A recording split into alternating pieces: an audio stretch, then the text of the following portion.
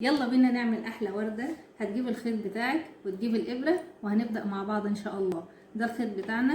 هنبتدي ان احنا هنعمل دايرة سحرية بالشكل ده، وهنجيب الابرة بتاعتنا وهنشد الخيط بتاعنا زي ما احنا متعودين، وهنعمل اول حاجة سلسلة تأمين.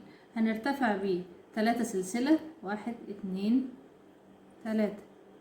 بعد كده جوه الدايرة السحرية بتاعتنا الحلوة دي هنعمل جواها 10 عمود بلفة بالشكل ده.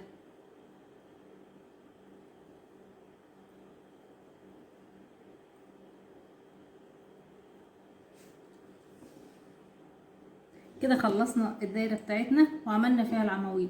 بعد كده هنقفل في 3 سلسلة عندنا ارتفاع، وهنعمل في كل عمود عملناه هنعمل فيه 2 عمود بلفة. ليه؟ عشان نعمل التزايد بتاعنا. احنا كده قفلنا بالمنزلقة وشدينا الخيط بتاعنا. بعد كده هنرتفع بيه 3 1 2 3، وبعد كده هننزل في نفس المكان وهنعمل كمان عمود. وبالشكل ده هنكمل السطر بتاعنا. في كل غرزة هنعمل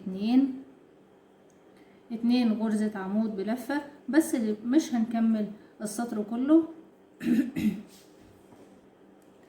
خلاص كده انا خلصت الوردة بتاعتي بالشكل ده. عملت فيها 11 عمود غير سلاسل الارتفاع، وعشان مضيعش وقتكم عملت البتلات كلها، ولضمت كمان الابرة بتاعة التنظيف في الخيط بتاعي. هسيب فتلة واحدة بس والباقي هقطعه بالشكل ده.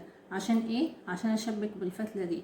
هجيب بعد كده كل بتلة معايا بالشكل ده، وهبتدي ان انا اثبتها من الجنب من هنا بالشكل ده كده لحد النهاية. وبالشكل ده هجمع كل البتلات معايا. بعد ما تشبكيها بقى بالشكل ده، ما تبخليش عليها بشوية خرز من عندك عشان تخلي الوردة حلوة. دي اخر واحدة معانا هنركبها في النص. كل ورقة من دول انا ركبت في نهايتها واحدة بالشكل ده، وديت النهاية. ولو عندك واحدة كبيرة شوية اللي تحطيها في النص هيكون شكلها اجمل.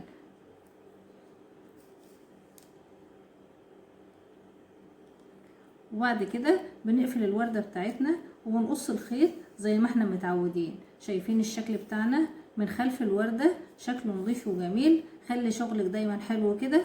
ودي كانت الوردة بتاعتنا. الفيديو بتاعنا النهاردة اتمنى ان هو يكون عجبكم. ما تنسونوش باللايك والاشتراك في القناة.